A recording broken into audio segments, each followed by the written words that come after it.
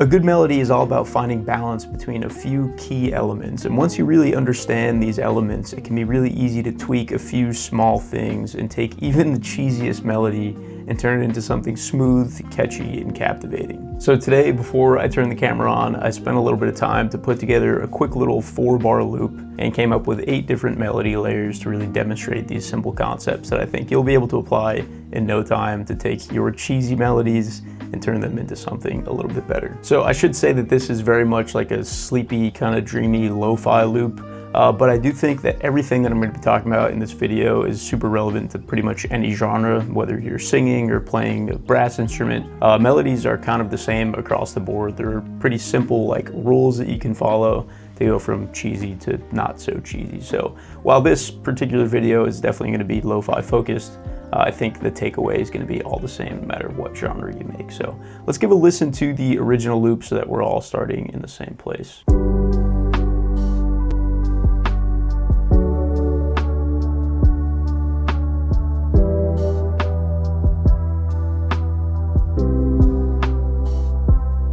So nothing too crazy, just a few 7th extensions and one chord inversion. We've got a G major 7, a D major 7, an E minor 7, and a C major 7. That just kind of is going to be looping this whole time. And I've come up with 8 different melody layers that I think are going to really clearly demonstrate the concepts I want to talk about today. So up first, we've got the cheesiest melody that I could muster over this loop. So let's give that a listen and then talk about exactly what I think is making it so cheesy, and then what we can do to sort of de-cheesify it a little bit. So this is the cheesiest melody I can come up with.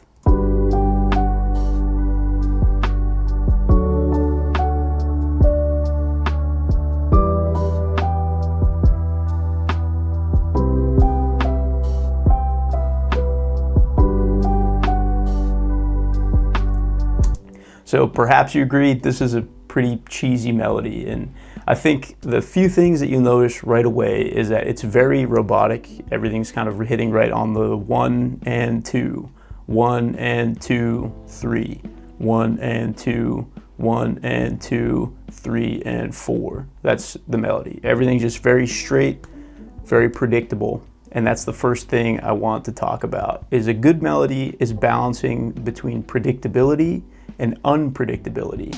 You see, what makes a melody stuck in your head or makes it feel catchy is this perfect balance between something that you sort of felt like you knew was coming and something that defied your expectations just a little bit. A melody that's way too predictable and you kind of already know where it's going before it even happens is very boring. It can often feel cheesy, like this one. A melody that's way too unpredictable, on the other hand, can feel a bit chaotic and not really make sense and won't end up being too pleasing to the ear.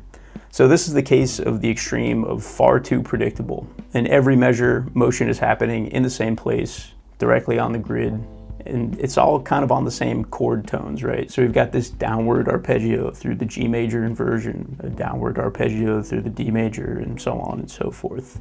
It's very predictable, not complex at all. So what I did here is in the second melody layer, which I called slightly uncheesed, is I tweaked the first parameter I want to talk about, and that's just with the timing. Where before we had everything hitting kind of right at the 1 and 2, if we just shift things slightly, it'll make it a little bit more ear-catching and a little bit more interesting.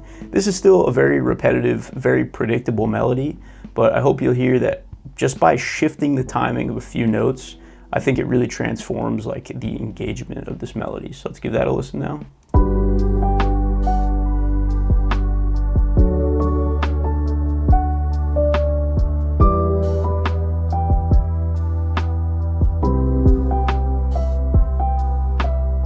So while the predictability is still very much there, it's a little bit more interesting, it's a little bit less robotic, our velocities are a little bit more varied, and it's a little bit more human. But this is still a super predictable, super basic melody. So now real quick, before we go too much farther down just correcting this one sound, I want to kind of go all the way to the other extreme on the other kind of central focal point of what makes a good melody, and that's talking about complexity. So in this complexity layer here, I've got all ham, no cheese. And basically what I'm talking about here is if you were playing an instrument and just went like absolutely ham, soloing, you know, in key, but not necessarily like locking into any motifs or having any type of repetition. If you're going full complexity and no cheese, no predictability, you're gonna end up with something that feels really chaotic and not super pleasing to the ear. So this is my best example of something that's all technically correct, but probably not a great melody because it's just a little bit too complex. So let's give that a listen now.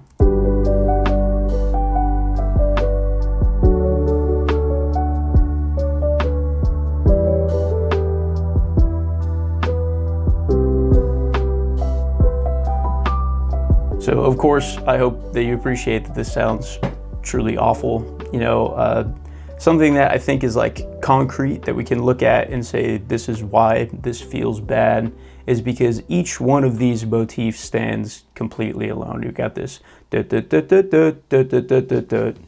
And that motion isn't repeated anywhere. It doesn't become like this kind of pulse through the melody line. It just happens in the first measure, and then something completely different happens in the second.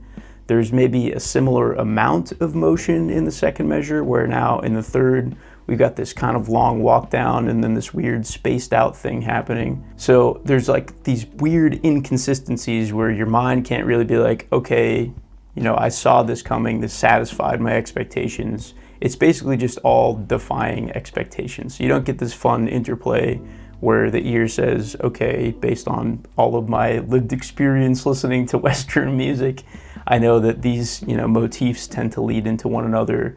And then when you suddenly switch that, there's no like fun interplay there.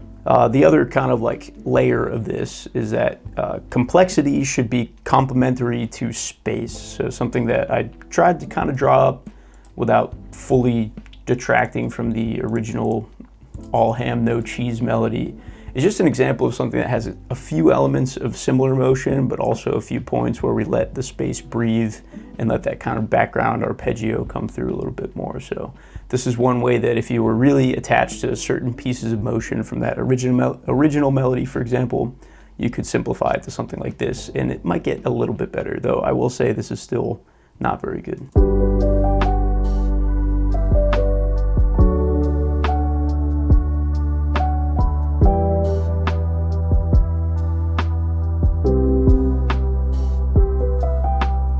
So in this version, the complexity is still very much present. You know, it's got a lot of motion. It's jumping around an octave and a half. It's moving kind of all over the keyboard. But the one thing that we've inserted here is that little bit of space to let the ear kind of breathe and fall away and shift the focus away to something else. The thing that this is still missing is some sort of repeating motif, right? Have you ever heard the phrase repetition legitimizes? Repetition legitimizes. Repetition legitimizes. Repetition legitimizes. It's sort of popular in basically saying that like you can make anything into a motif through repetition, but repetition is necessary for a motif to become a motif. Otherwise, it's essentially just ear candy, right? It's a one-off thing that's happening. So without some semblance of repetition or similar motion, it can feel pretty disjointed. Of course, as the song goes on, maybe we hear this melody a few times and the whole melody line becomes a motif. But this particular melody I don't really think would be worthy of such an honor. So up next I've got a melody layer that I think sort of starts to solve some of the problems that we were talking about, but still has a few problems of its own. So I called this one Cheddar because it is a bit cheesy and it's definitely pretty dense. So let's give it a listen here.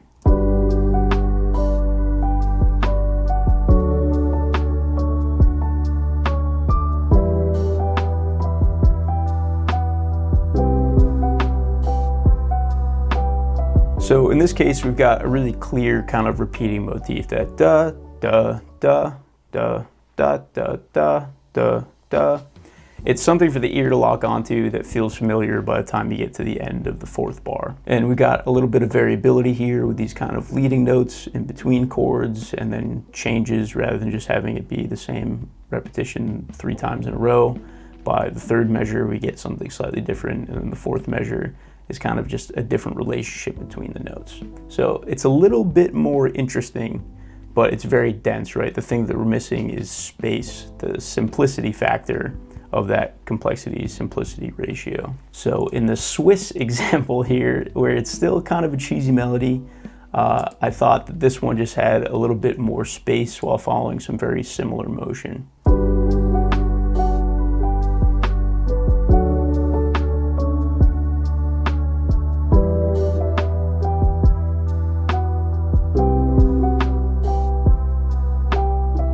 So you can hear that the general motion of each measure feels, somewhat symmetrical to one another, but they're not exactly identical. There's a few kind of drawn out notes where there's normally motion in the prior measure, and then there's a few places where there's motion where there's otherwise a drawn out note. It switches kind of each measure, but that central kind of triplet pulse is existing throughout the entire phrase.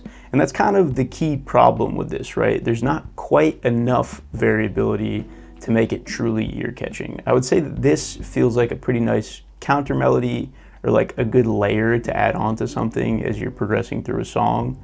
But for this to be the main lead melody doesn't quite feel right because it's missing one other detail. So now popping into the finding balance, we've got our ham and cheese, the old sandwich, where we're trying to find some balance between the level of complexity, predictability, space, motion, variability, all of the key things that are making up a good melody here. So in this first ham and cheese example, what I want you to notice is the intervals between notes as we move through the line. I want you to think about like a singer in, whatever your favorite band is, for example. The most common interval in singing is really just moving a whole step or a half step within the scale, with a few occasional jumps here and there for kind of dramatic effect. Those are those moments that the ear grabs onto. But those small, finer motions are, one, a lot easier to sing and tend to be a little bit more catchy. So this melody line is actually doing something much more similar to what a singer would be doing, where we have a lot more kind of smaller movements, those half step or whole step intervals, with a few jumps here and there that kind of accent the whole melody line. That, and rather than being purely on the straight rhythm or purely on the triplet rhythm, you're gonna notice that it's kind of going back and forth between a triplet feel and a straight feel, all within this one phrase. So measure to measure, within measure, we get a taste of both triplet and straight feel from this line here. So let's give that a listen, paying attention to all those things.